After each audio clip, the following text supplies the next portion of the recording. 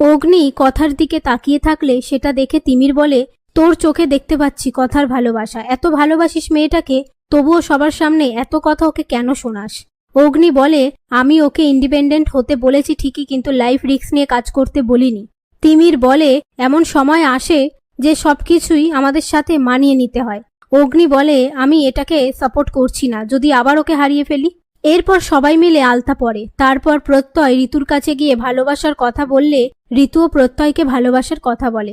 ঠিক তখনই জুনি ঋতুর মাকে ফোন করলে ঋতুর মা সমস্ত কিছুর ছবি দেখতে চাইলে জুনি বলে, ঋতুর পাশেই প্রত্যয়দা আছে, আমি এক্ষুনি ছবি তুলে পাঠাচ্ছি।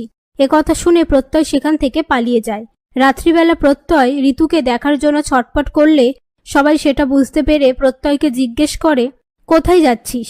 প্রত্যয় বলে, আমি মায়ের সাথে দেখা করতে যাচ্ছি। তখনই অঙ্কিত আর জুনি প্রত্যয়ের হাত ধরে লেখার সাথে দেখা করাতে নিয়ে আসে। এরপর লেখা ইমোশনাল হয়ে প্রত্যয়কে বলে, ঋতু খুব ভালো মেয়ে, ওকে ভালো রাখবি, আমার ঘরের লক্ষ্মীকে তাড়াতাড়ি নিয়ে আয়। প্রত্যয় বলে, আমি তোমার ঘরের লক্ষ্মীকে নিয়ে আসতে যাচ্ছি।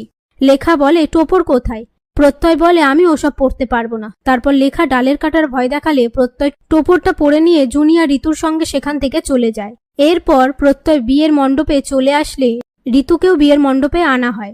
তারপর ঋতুকে অনেক উঁচুতে তোলা হলে প্রত্যয় কিভাবে মালা পরাবে বুঝে উঠতে না পারলে পাশ থেকে অগ্নি একটা মালা হাতে নিয়ে বলে, খুবই সহজ, এই দেখ এভাবে পরাতে হয়, এই দেখ এভাবে পরাতে হয়। এই বলে মালাটা ছুঁড়ে দিলে কথার গলায় গিয়ে পড়ে।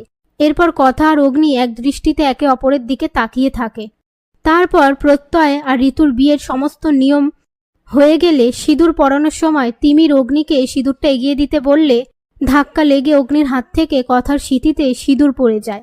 এরপর প্রত্যয় ঋতুকে সিঁদুর পরিয়ে বিয়ে সম্পন্ন করে।